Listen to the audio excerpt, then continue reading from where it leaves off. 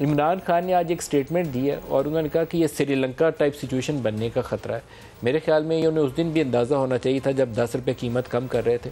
ये 10 रुपये इमरान खान ने ज़ाती जेब से नहीं थे देने। जब पिछले मैं बार बार कई दफ़ा प्रोग्रामों में तज़किरा कर चुका हूँ कि हमने पिछले 3 सालों में या 3.5 सालों में इतना कर्जा पाकिस्तान पे चढ़ा दिया है जो पाकिस्तान की इस्तिताअत से, कैपेसिटी से बहुत ज़्यादा है।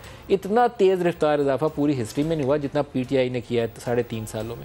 और उसके बावजूद अब 10 रुपये कम कर रहे हैं तो आपने कर्ज़ों में इजाफा करना है। किसी ने ज़ाती जेब से नहीं देना, शहबाज शरीफ ने भी ज़ाती जेब से नहीं देना, इमरान खान ने भी नहीं देना, वसूल उन्होंने मेरे और आपसे करना है। लेकिन ये जो अब क्राइसिस है इसका अंजाम क्या होगा ये मालूम नहीं है। सियासी तौर पर ये एक मुश्किल सूरत हाल है और इमरान खान ने इतवार की रात 10 बजे प्रोटेस्ट की कॉल भी आज दे दी। अभी थोड़ी देर पहले मैं अभी उनकी स्टेटमेंट कोशिश करूँगा आ जाए तो चलाऊँगा प्रोग्राम। और ये पोलिटिकल अपॉर्चुनिटी है जिसको वो कैपिटलाइज करना चाहेंगे। पहले वो एक साजिश के बयानिए पे खेल रहे थे, साजिश साजिश साजिश मेरी हुकूमत अमेरिका ने गिरा दी। अब वो कहेंगे ये पेट्रोलियम मसनूआत की वजह से एक और साजिश है पाकिस्तान के खिलाफ।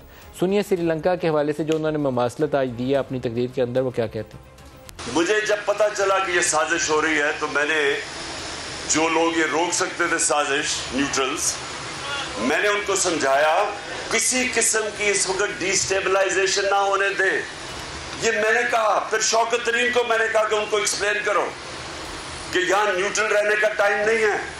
जो पाकिस्तान इधर इस वक्त तेजी से जा रहा है जिस तरफ, मुझे खौफ है कि ये श्रीलंका की तरफ जा रहा है।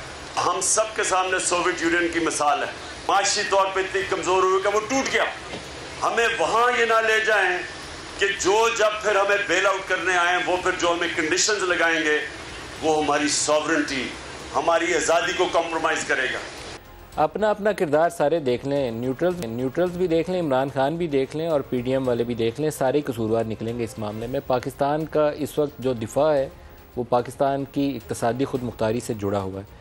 और ये जो सूरत हाल है मुझे लगता ये है कि हम अपनी ज़िम्मेदारियों से आंखें चुरा रहे हैं। पंजाब से बहुत मारूफ शख्सियत हैं, ब्रिगेडियर हैं और वो ज़राअत के शोबे से भी वाबस्ता हैं।